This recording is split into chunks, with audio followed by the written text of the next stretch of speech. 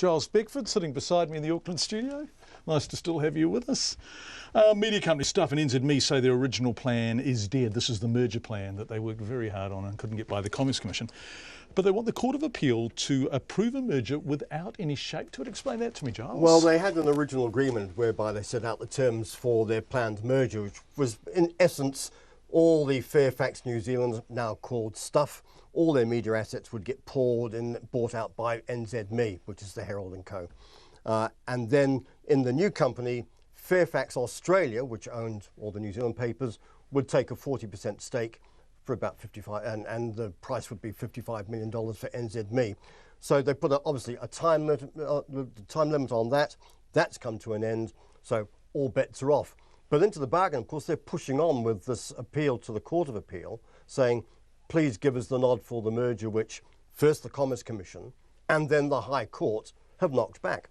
Oh, by the way, we don't have any real plans. We now have a blank piece of paper, but trust us, we'll renegotiate it if you give us approval. So it's a bit of a pig in a poke for the judges to sort of look at. One assumes that they will put up to the judges saying the guts of the previous merger proposal are still there. But remember, of course, that Stuff is shedding papers and titles and formats and business left, right and centre. It's reshaping itself. It's into insurance, it's into broadband. It's looking at a lot of things that are not to do with publications. So clearly it's a different company, and they're saying, well, because of that, we need to redraw the merger proposal. Look, I know we haven't got long tonight, but I thought the Court of Appeal was there to judge on errors of law, a misdirection by the High Court or misinterpretation or whatever. I didn't realise they could consider a new proposal. Wouldn't they send that back to the Commerce Commission potentially? Well, I'm not the competition lawyer, and I have to say that the last time I saw the lineup of QCs... earning $800 an hour, Giles. By this one, right, clearly there's going to be some serious legal arguing going on. One of the better legal commentators I've spoken to says, look, it seems dead in the water. The Commerce Commission reasoning, the High Court reasoning were really quite emphatic. The companies are pushing it uphill. The Court of Appeal will give them their day in court, or their days in court, and that's going to be in early June.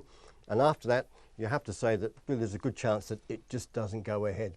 The company that really is prospering, if we want to use it in the changing media term, is NZME. They're doing well, they're holding their own. The one that's going through the rack at the moment, the one that's reshaping its business, has its back to the wall, and the company admitted it at the time, is Fairfax Stuff.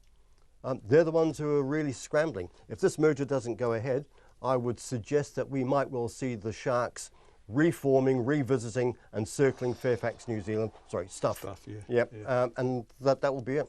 Gosh. It's a tough business. What happened on the markets today? A good day for our top 50 index, up 48 points. That's just over 0.5%, 8328.